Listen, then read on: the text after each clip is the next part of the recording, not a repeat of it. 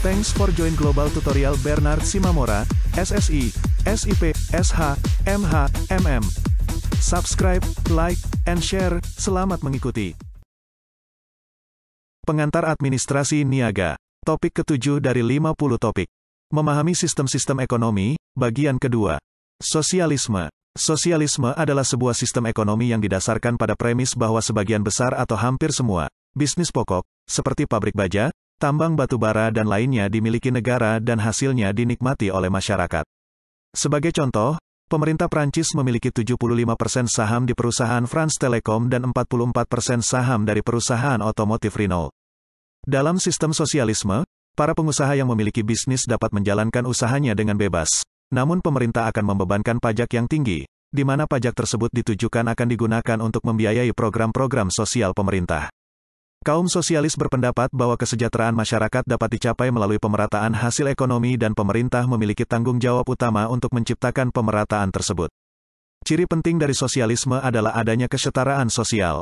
Dalam sistem ini, pajak kekayaan didistribusikan kepada masyarakat yang kurang mampu melalui program-program pemerintah. Para pekerja di negara-negara sosialis memiliki waktu kerja yang sedikit setiap harinya, namun memperoleh lebih banyak fasilitas hidup. Salah satu kelemahan dari sosialisme terletak pada beban pajak yang tinggi. Pajak pendapatan yang tinggi misalnya diterapkan pada profesi-profesi seperti dokter, pengacara dan pelaku bisnis. Pembebanan pajak ini bertujuan untuk menjamin terciptanya persamaan antar anggota masyarakat. Karena tingginya pajak di negara-negara sosialis, maka banyak orang memilih tinggal di negara-negara kapitalis yang memberlakukan pajak yang rendah. Kapitalisme menjamin kemerdekaan dalam berusaha, yang mendorong masyarakatnya bekerja lebih keras, namun tidak menjamin adanya persamaan. Sebaliknya, sosialisme sangat mengedepankan persamaan. Komunisme. Komunisme adalah suatu sistem ekonomi dan politik di mana negara, pemerintah, mendominasi setiap keputusan ekonomi dan menguasai hampir semua faktor-faktor produksi utama.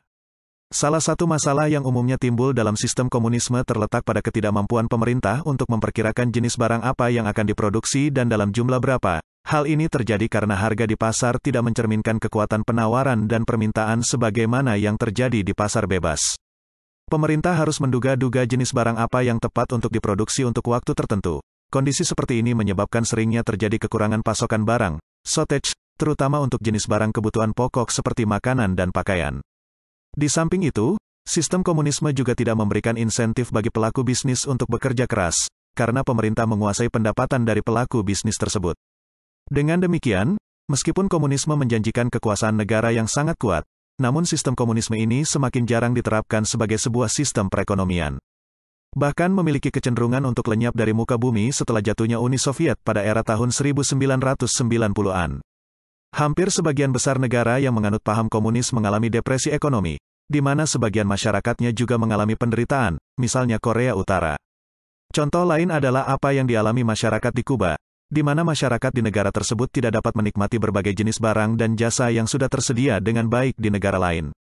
Beberapa negara bekas Uni Soviet masih menganut paham komunisme. Meskipun demikian, perkembangan di beberapa negara tersebut menunjukkan bahwa mereka sudah mulai beralih ke sistem pasar bebas sebagaimana yang juga terjadi saat ini di Vietnam dan Cina. Sistem ekonomi campuran. Secara umum, sistem ekonomi yang dianut oleh negara-negara di dunia dibagi ke dalam dua bagian, yakni negara yang menganut sistem kapitalis dan negara yang menganut sistem sosialis. Di bawah ini, merupakan ringkasan dari dua sistem ekonomi utama yang dominan di dunia saat ini. A. Ekonomi pasar bebas, free market economies.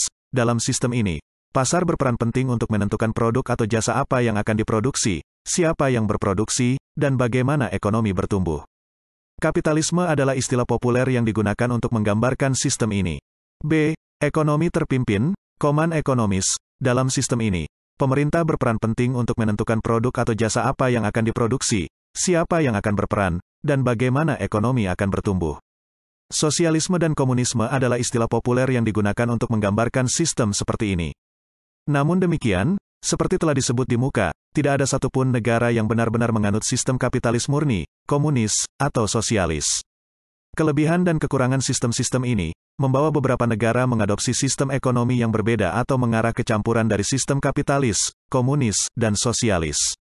Misalnya, Amerika Serikat yang dikenal dengan kapitalisme, juga mengadopsi sistem sosialis dalam program-program sosial dan lingkungan seperti keamanan sosial, kesejahteraan, kompensasi bagi pengangguran dan pembersihan lingkungan. Sistem ekonomi campuran, mixed economies, terjadi bila sebagian alokasi sumber daya dilakukan oleh pasar dan pemerintah. Sebagian negara-negara tidak mengenal istilah sistem ekonomi campuran.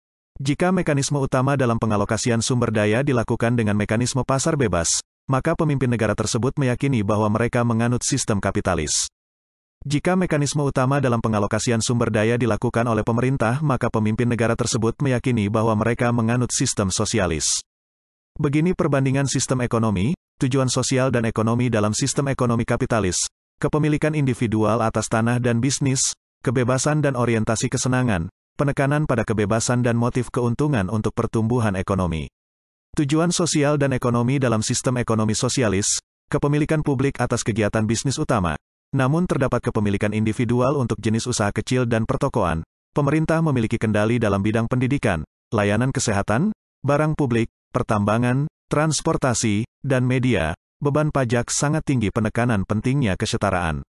Tujuan sosial dan ekonomi dalam sistem ekonomi komunis, kepemilikan kolektif, negara, terhadap semua bisnis, pemerintah mengelola sektor pendidikan dan layanan kesehatan, penekanan pada kesetaraan, kebebasan dibatasi, termasuk kebebasan melakukan bisnis, merubah pekerjaan, membeli dan menjual rumah, dan melakukan protes terhadap pemerintah. Tujuan sosial dan ekonomi dalam sistem ekonomi sistem campuran, kepemilikan individual atas tanah dan bisnis. Pemerintah memiliki kendali atas beberapa institusi tinggi untuk membiayai pertahanan dan kesejahteraan bersama, penekanan pada keseimbangan antara kebebasan dan kesetaraan.